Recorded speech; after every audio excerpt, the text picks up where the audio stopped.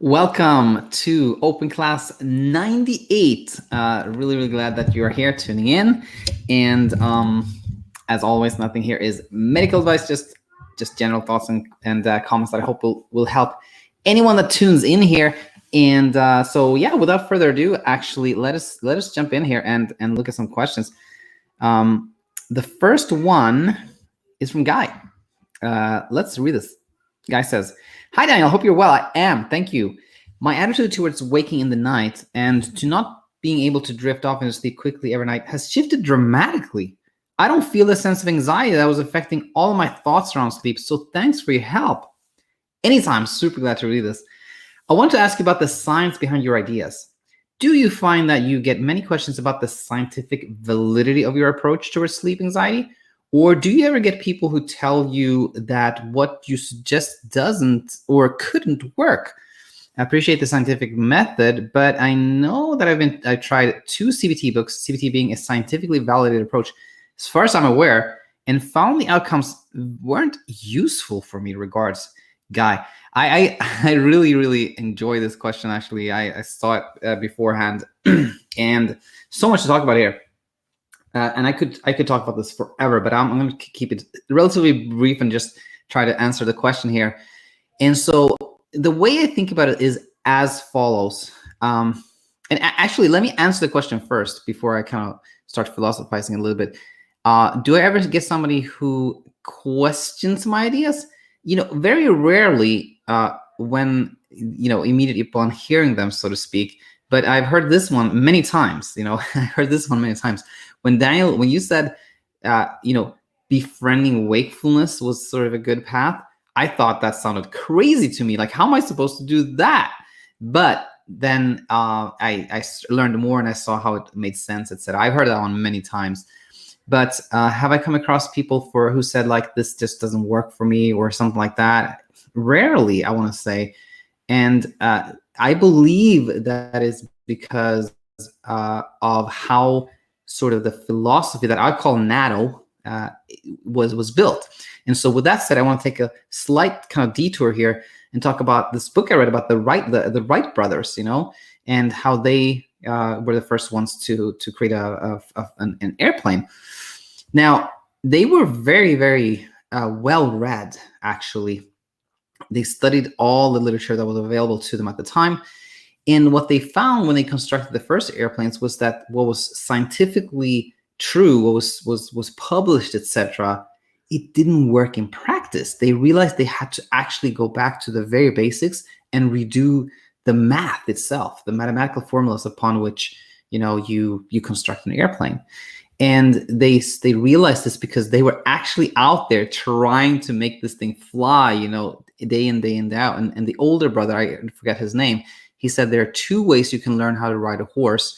One is you study it, you sit down and study its movement and you formulate a hypothesis. And the other one is you get on the horse and you get back on it until you figured it out. And where am I going with this? Well, where I'm going with this is to say that I was taught in like traditional CBT, but having interacted with hundreds and hundreds, probably thousands of people, it was kind of like the Wright brothers. I saw that what was the kind of like the consensus view, or like what was published, etc., it just didn't work.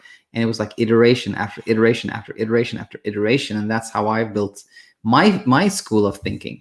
So it is not backed by any science in that sense. There's nothing published on what I teach. But again, having talked to so many people and kind of changed my thinking as I learned from the community and experts and everything, that's how it came to be. So yeah, Guy, I hope that answered your question. If not, just please let me know. And with that said, we will move over to Shanna. Let's read this. Shanna says, "It's 1:18 a.m. I almost entered my credit card information to start attending your school, but I stopped. Why? You see, I haven't hit rock bottom yet. I'm still sleeping, so why am I here? I'm not in desperate mode yet, because as long as I have my long laundry list of things, I do get to sleep at night. And if I check them all off, about 15 different things, yes, 15, I'm guaranteed 8 to 9 hours of solid, uninterrupted sleep, exclamation mark. The problem is, when you take one thing away from the list of band-aids, the sleep struggle starts up again, just like it was when I had that first sleepless night 2 years ago. Previously, I slept through loss, grief, and tragedy for many years, not even thinking about sleep. It took one bad night to change everything for me, and I've been trying to chase it and solve it ever since. I take such a cocktail of supplements and prescription medications that while it promotes a state of relaxation so I can sleep, I'm zombie-like when I wake up until it wears off mid-morning the next day. I don't want to think about all the things I need to sleep. I just want to sleep. I want to go on vacation again with my family. My laundry list of aids can't come with me, so I have refused to go.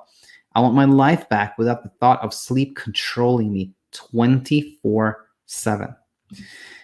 Shanna, thanks so much for sharing this. And there's so much here to talk about, but I think the most important probably is to talk about the laundry list here. Actually, let's put this into sort of a story instead. I think that's maybe more helpful. So what we hear here, Shanna, is super, super common. It's a story that we hear on this channel all the time. And nothing here is to belittle what anyone is experiencing, but I think it's always so helpful to know that what you're going through is nothing strange or unusual. It is very, very common. Now, when you didn't think at all about sleep, or this goes for everyone, when we don't think about sleep, then sleep happens all by itself, right? And what can be a little confusing here is when you have trouble sleeping and you look at other people, or you think about what things were like before, it can seem like you had a good relationship with sleep before, or you were somehow able to do something you no longer cannot. Or it can seem like other people, they have a good relationship with sleep, you have a not good relationship with sleep, and this has to change. And you sort of have to do things to make sleep happen. And that's very much of what leads you towards trying and doing things.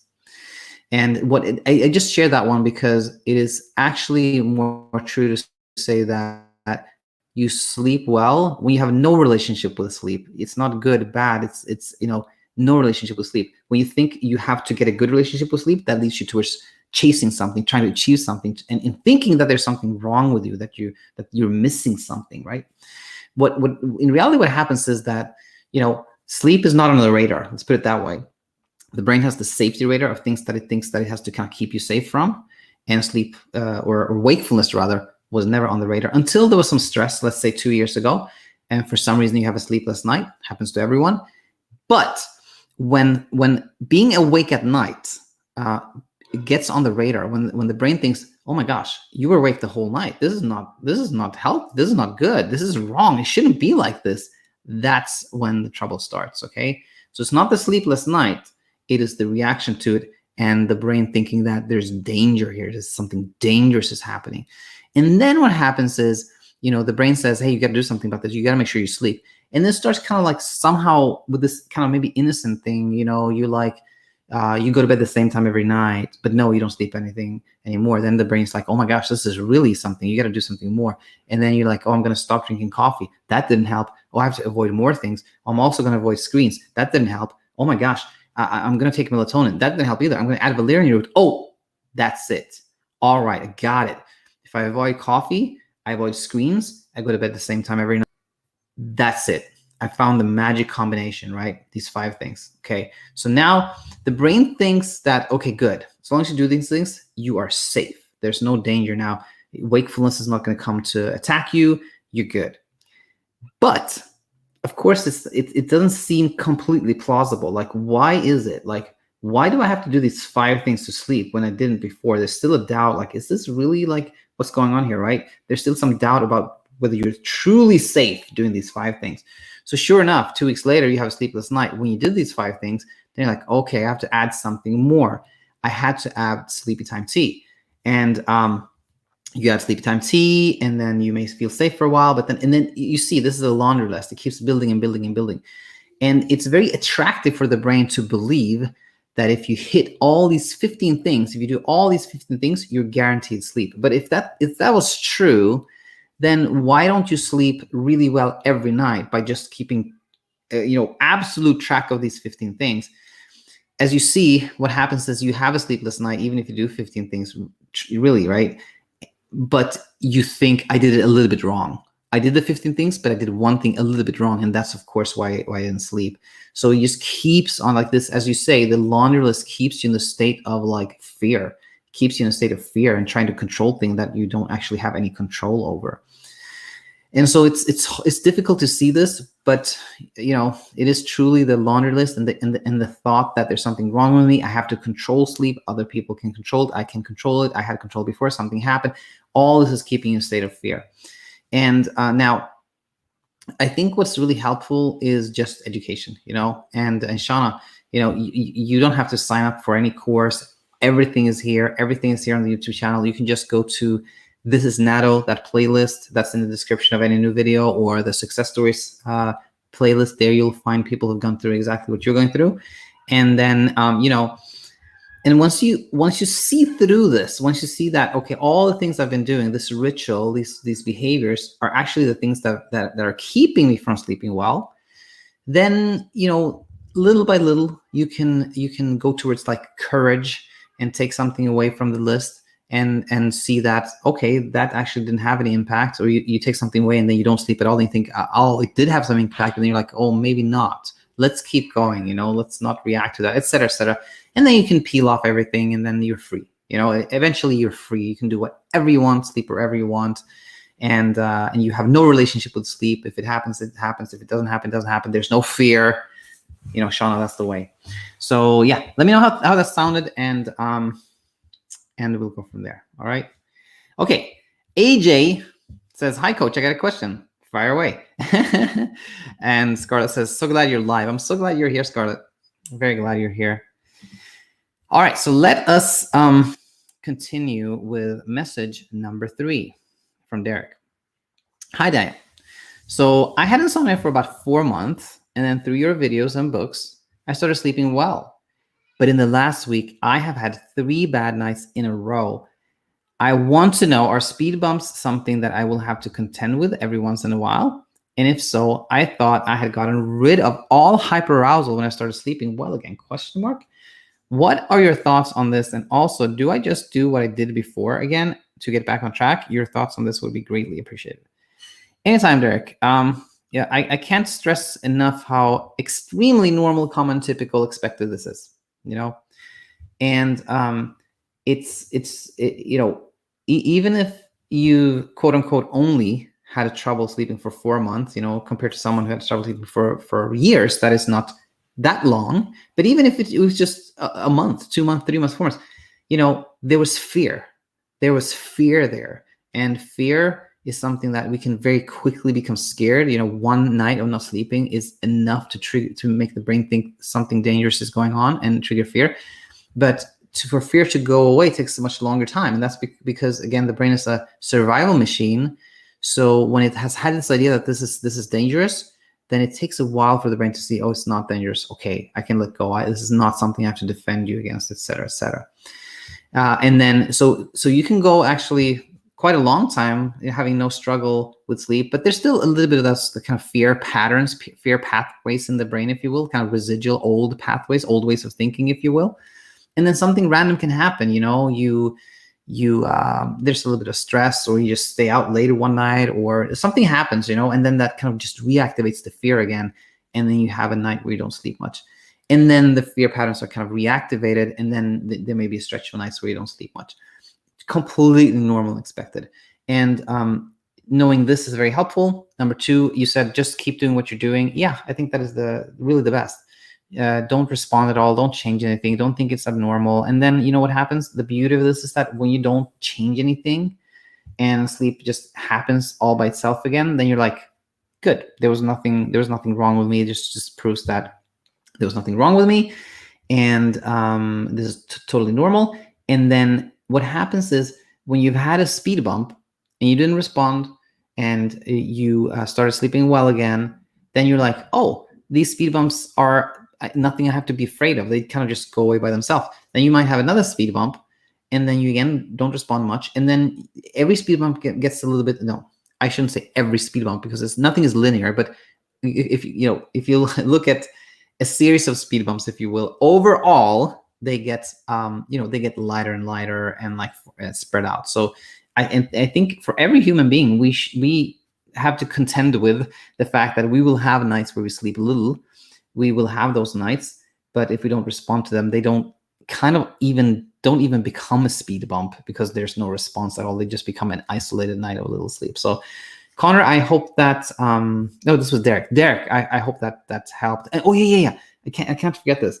I've added a new playlist that I call Speed Bumps. There's only 2 videos there right now, but you can check it out. It's going to be in the description of this video. And I think that will really help. And as we go along, I'm going to add more speed bump videos there because this is such an important topic. All right. Scarlett says, suffering severe PTSD. My mind keeps me awake, ruminating. And for 3 nights, I've been in a state of hyperarousal, not sleeping until the morning, and now struggling with grief and anxiety. Yeah, it's a lot. Many things happening at once here, Scarlett. Your content helped me a lot, but I suffer with chronic health issues and PTSD, and it's impossible for my recovery to be a steady, consistent amount of hours each night. Totally. I want to say, Scarlett, that for no human being is sleep consistent. I think for all of us, there's a lot of variability.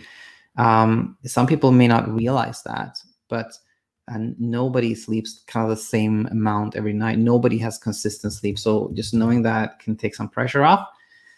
And I think also what can help is to know that all this like suffering that we go through, whether it is post-traumatic stress, anxiety, panic attacks, insomnia, depression, they all come from the same place. Like there is some pain, which is kind of like we felt sad, or we thought about this memory that's haunting us, something like that. That's all. We will all have that pain, right? But the suffering comes from trying to avoid the pain.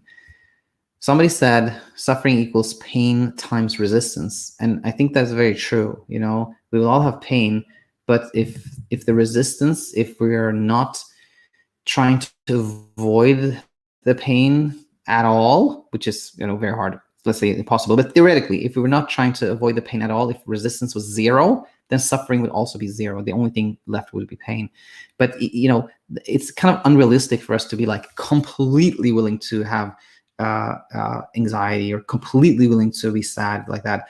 But the more willing we are, the more the resistance goes down, the more the suffering goes down also. So I think everything you learn about insomnia can apply to all these things. So yeah, I hope that helps, Scarlett. And keep tuning in, keep, sending comments. I hope that will help. Digital Zombie Studio says, just wanted to say thanks for all your content. Your videos have really, really helped me. I'm slowly getting better, and I couldn't be more thankful. This is amazing. So happy to read this. And I want to say, comments like this is like that's the gas. That's why the tank is always full. The tank is always full. Thanks so much for sharing this. AJ says, rest. Okay. Oh, I think I missed something from AJ. I've got a question. Well, AJ says, rest, but I'm not really sleeping, if you know what I'm saying. I had a sleep study and they said I slept for 6 hours, and I might suffer from sleep misperception, but it's still hard for me to believe. Yeah, I mean, it's not strange that it is hard to believe. Like if somebody told me that, that I was sleeping right now, that's silly, right? But I wouldn't believe that. That doesn't sound right to me. But it's like, if you woke up and you think that you slept 2 hours and someone says you slept 6 hours, why would you believe that? But I think the most important here is kind of like, if you're trying to convince yourself that they are right, or I'm right, or they are wrong, or something like that, then you kind of just stay in that place of like confusion and struggle. And hard as it is, it's often the most helpful to be like, all right, maybe I don't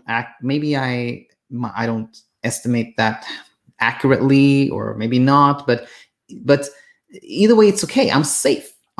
Nothing is harming me. I'm not in any form of danger. And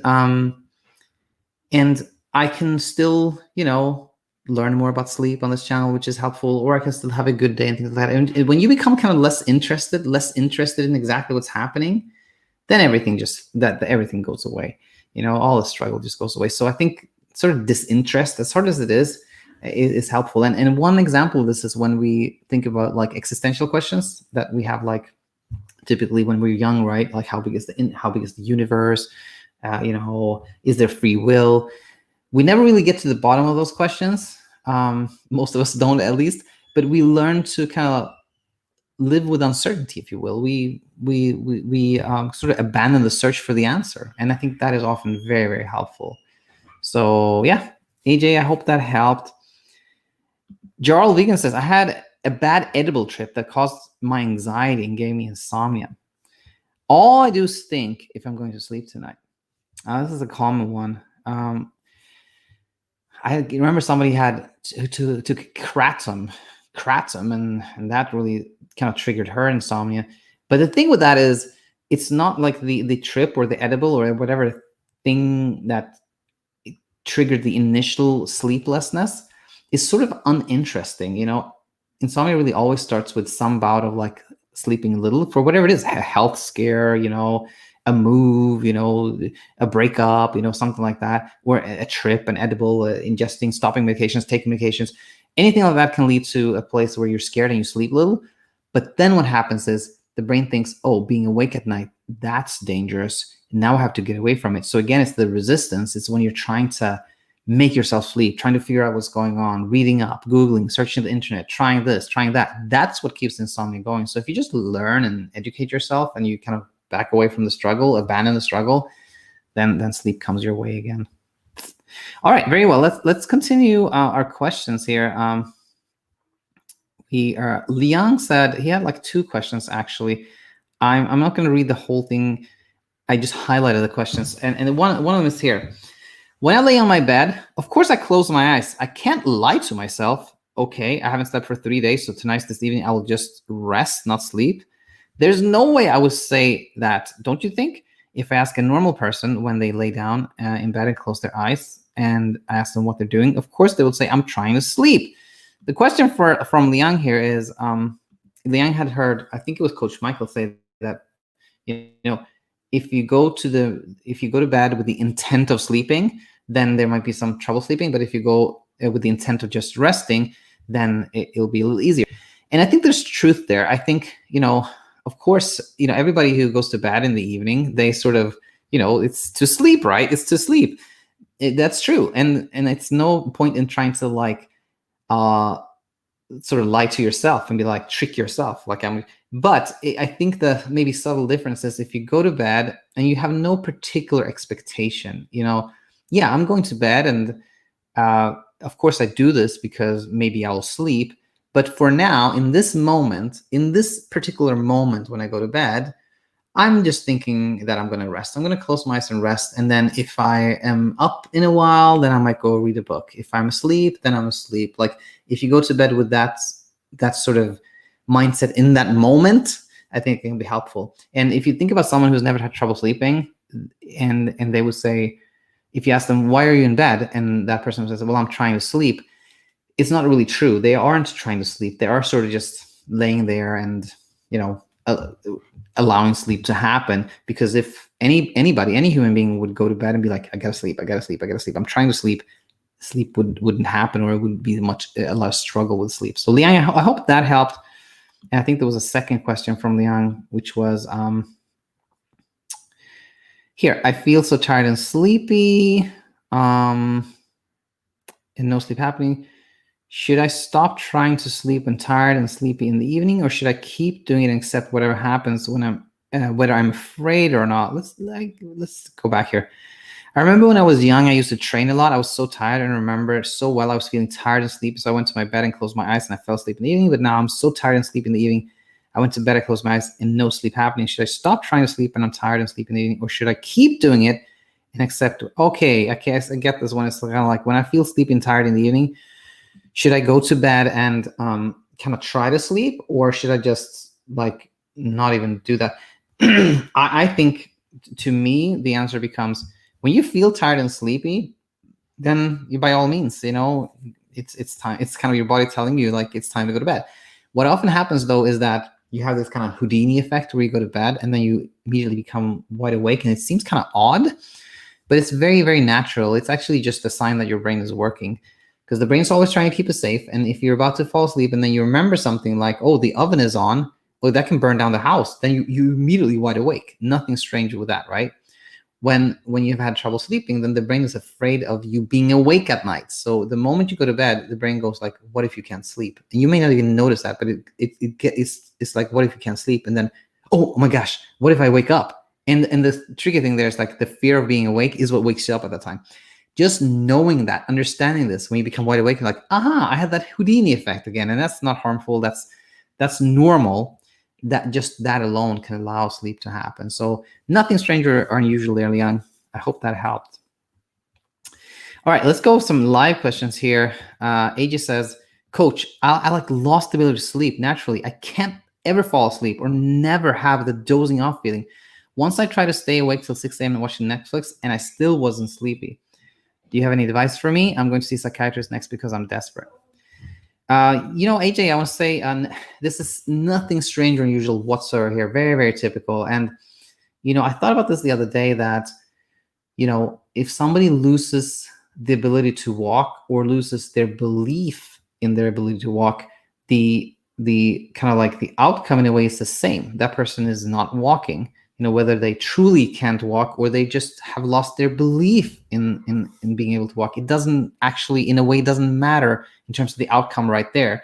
Same thing with sleep, that it's impossible to lose the ability to sleep. It's kind of like you can't lose the ability to breathe or for digestion to happen or, cellular regeneration. Like you can't lose those abilities. It's impossible, but you can lose faith. You can lose faith in your sleep system. You can think there's something wrong in your brain. And ultimately, that fear that comes from thinking something is wrong also leads to that leads to no sleep.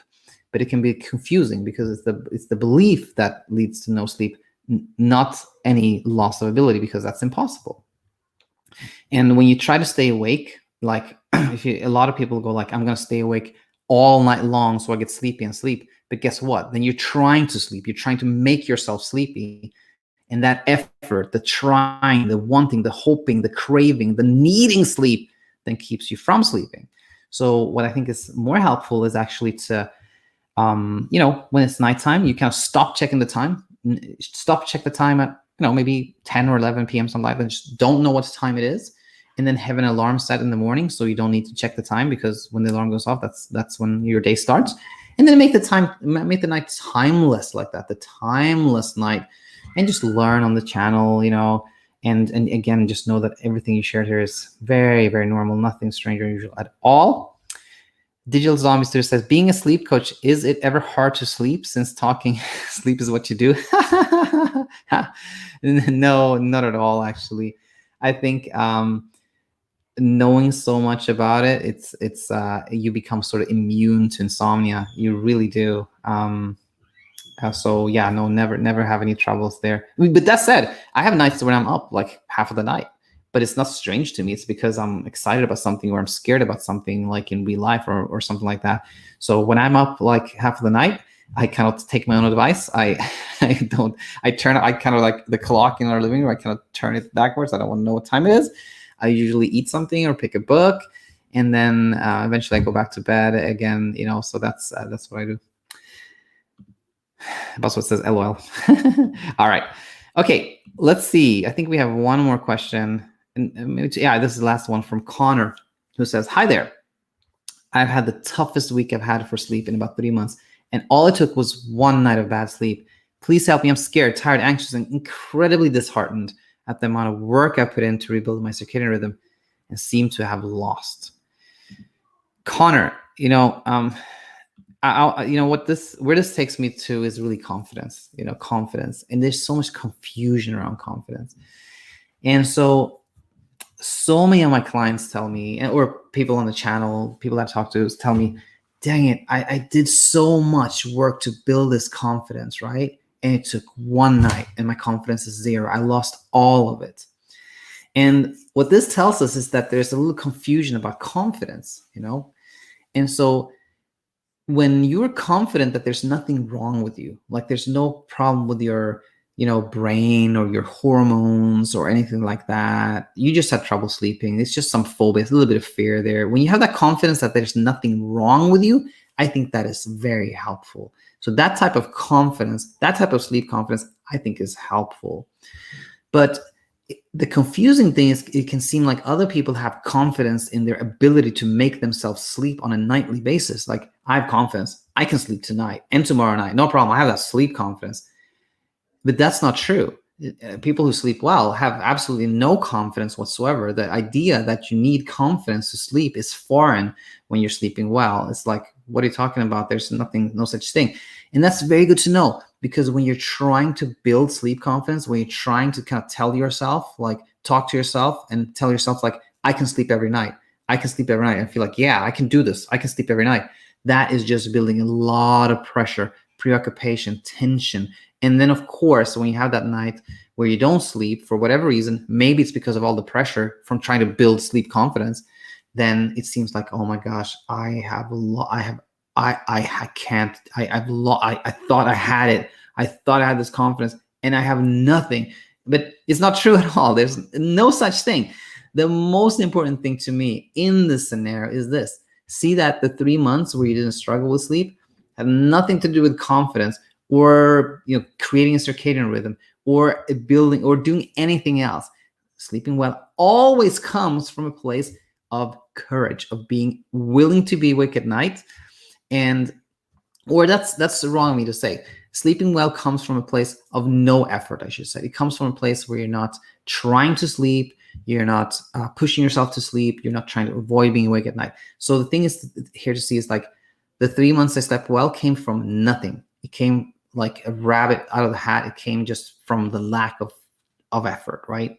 And when you see that, you're like, okay, so I didn't build circadian rhythm. I didn't build confidence. I didn't do anything particular. That's where I slept well. That can really help, because then you see that, okay, so I don't need to do anything right now. I had a sleepless night and I felt bad about it. I thought I lost confidence, but in reality, I don't need to do anything. I don't need to do anything in particular. And then we come to the speed bump again, which is that when you do nothing in particular and you see that, oh, I'm sleeping okay again, then you're like, oh, it was true. It was so true. Sleep comes from nothing, and then you're free. Then that's the path towards freedom, when you see you don't need to do anything whatsoever. So hang in there, Connor, and thanks so much for the question. Thanks everyone that's contributed, and I look forward to having you back here real soon. If you like the teaching here, anyone out there, and you want some more support, guidance, and whatnot on your path towards sleeping well for the rest of your life, you can head over to our website and you can check out some options in terms if you want to work with myself. All right, that said, again, thanks so much, everyone, and hope to have you back here real soon. Bye now.